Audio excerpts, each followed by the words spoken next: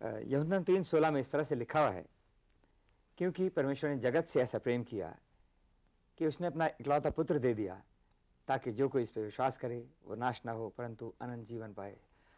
और आज हमारे बीच में जो गेस्ट हैं, इसी बात का सबूत है कि प्रभु सब पर अनुग्रह बराबर करता है। हमारे बीच में बहन सतवंत कौर हैं, मैं इनका प्रभु यीशु के नाम में स्वागत करता हूं। और भाई परमिंदर, मैं आपका प्रभु यीशु के नाम में स्वागत करता हूं। मैं इनसे कुछ बातें करूंगा, जिस तरह से नाम से पता लगता है कि ये लोग सिख धर्म से ताल्लुक़ रखते हैं, लेकिन फिर भी ये प्रभु यीशु के पीछे चलने लगे। मैं इनसे बातें करूंगा कौन सी ऐसी घटना हो गई इनके जीवन में कि ये प्रभु के पीछे चलने लगे। बहन सतवंत, मैं आपका स्वागत करता हूँ। आपसे पहला प्रश्न में यही है कि आप बताएं कि किस तरह से प्रभु ने आप प्रभु के पीछे चलने लगी हैं। मैं प्रभु यीशु का धन्यवाद करती हूँ कि प्रभु ने मुझे चुना, मेरे परिवार को चुना। हम 85 से शैतान के बंधनों से घिर गए। शैतान ने हमें पकड़ लिया। हमारे घर में बीमारी बहाने बना बना के आ रही थी।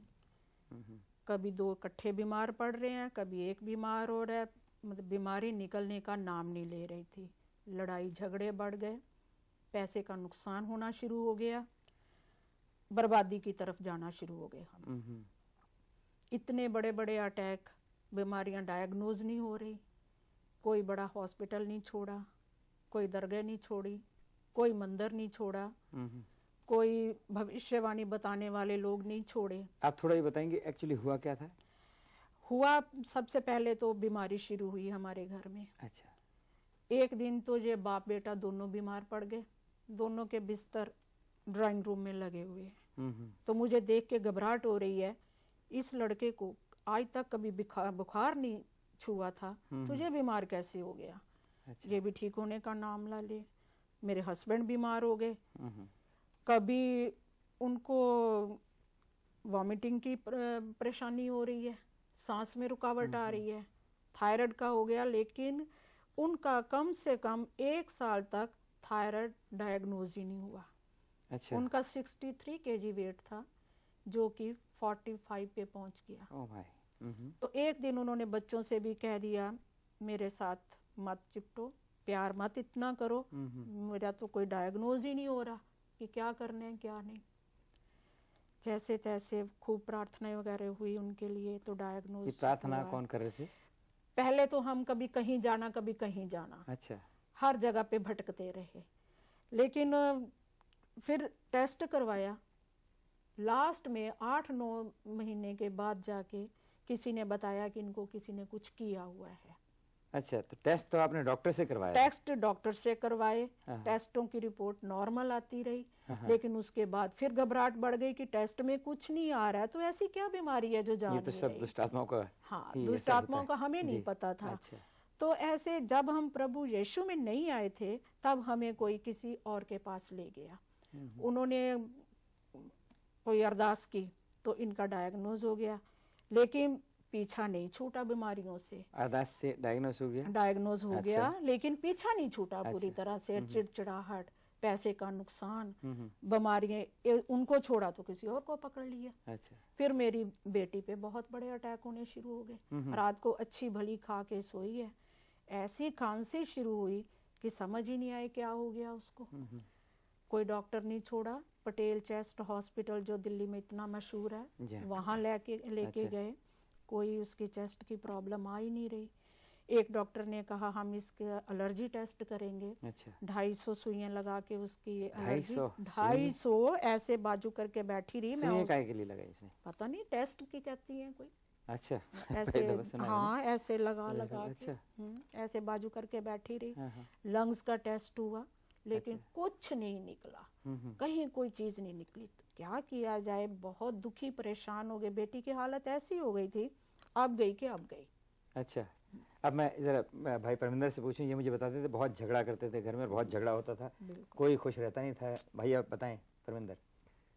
जी, हमारे घर में पीस ऑफ माइंड नहीं थी। अच्छा। और कभी पापा के साथ कोई ऑल्टरकेशन हो रही है, झगड़ा हो रहा है, आर्गुमेंट हो रहा है, कभी मम्मी के साथ हो रहा है।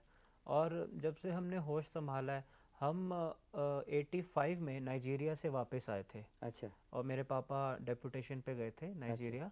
तो तब से हम रजौरी गार्डन में रहते थे, तो तब से हमने देखा कि इन चीज़ों का असर बढ़ता तो गया। मैं अंदाज़ा ये लगाता हूँ नाइजीरिया से जब आप लोग आए आपके पास बहुत पैसा होगा। वेल ऐसे ही कुछ है नहीं, परेशानी की बात यह है कि लोग अपनी परेशानी से कम परेशान होते हैं, जी। दूसरे की कामयाबी से ज़्यादा परेशान बिल्कुल, होते हैं। यही रीजन था। सो फिर जादू टोने ये तो मामूली बात है, हर रोज़ मैं देखता हूँ। हाँ, गो अहेड, बताओ। हम जॉइंट फैमिली में रहते थे। अच्छा। हमारी एक क्लोज रिलेटिव हमारे साथ रहती थी। जॉइंट फैमिली में कौन कौन थे? मैं था और मेरे ताया जी के अच्छा। परिवार था। अच्छा अच्छा। तो मेरी मदर अब शुरू से ये बिना कुछ खाए पिए, बिना कुछ पाठ किए ये खाना नहीं खाती थी। गुरुद्वारे जाती थी, अपना पाठ रेगुलरली करती थी, पर वो सब करने के बावजूद भी हमको एक शांति नहीं थी। तो हमें लगा कि जीवन कहीं शायद इसी का नाम जीवन है, ऐसी ज़िंदगी कटती रहेगी। मेरी सेहत ख़राब होनी शुरू हो गई, मेरे पेट में दर्द थी, मैं कई महीनों में लिक्विड डाइट पे था। अच्छा। मैं चाय का कप नहीं पी सकता था। ओह। मैं लोगों को एक समोसा या पकोड़ा खाते देखता था तो मुझे ये होता था कि भाई हाउ लकी दे आर। तो पर मुझे ये, और मेरे पेट में दर्द होता था। अच्छा। तो जब मेरी ग्रेजुएशन हो गई, मुझे इतनी अच्छी अच्छी job offers I out of Delhi. मैं सिर्फ अपने पेट की वजह से जा नहीं सका, क्योंकि मैं बाहर से पानी भी नहीं पी सकता था। और जिस घर में हम रहते थे इस जॉइंट फैमिली में, अच्छा। उस रात को हमको परछाइयाँ नजर आती थी। रात को कोई मेरा गला घोंटता था। अरे। और अच्छा। इतना मैं ये तो बहुत पाठ पूजा करते थे अपना गुरुद्वारे में, पर मुझे याद है कि क्योंकि हमको ये सिखाया गया था कि आपको सब धर्म एक समान है। अच्छा। आपको सबकी रिस्पेक्ट करनी है। ठीक। एंड तो मैं पोस्टर लेके आता था, मैं पैम्फलेट लेके आता था, कभी किसी गुरु का, देवी का, देवता का, और मैं अपना कमरा ऊपर सजा रखा था। अच्छा। आई विश मेरे पास फोटो होती दिखाने के लिए। अच्छा। फिर मैं रात को बैठ के टेप रिकॉर्डर में पाठ करता था। मुझे फिर अपने स्क्रिप्चर्स पे मेडिटेट करना, फिर रात को वही परेशानी आ जानी। अच्छा। फिर एक बार मेरा खौलती हुई इलेक्ट्रिक केटल पे पैर आ गया और मेरी पूरी एड़ी यहाँ से कट गई थी।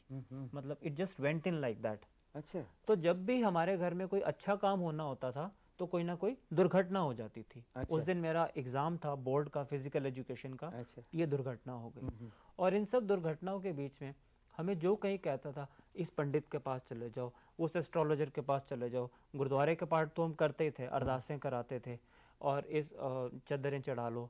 तो इस बीच में जब चद्दरें गुरुद्वारे में चढ़ाते थे? नहीं, चद्दरें मजार पे चढ़ाते थे। मजार हाँ, में, वही मैं सोच रहा हूँ, वहाँ तो ऐसा नहीं होता। ठीक। सॉरी, मजार में चढ़ाते थे, क्योंकि मन की शांति के लिए इंसान हर जगह भटकता है। ठीक है। तो एक टाइम तो हमारे एक स्पिरिचुअल गुरु थे जो कि काफ़ी सालों से हमको जानते थे।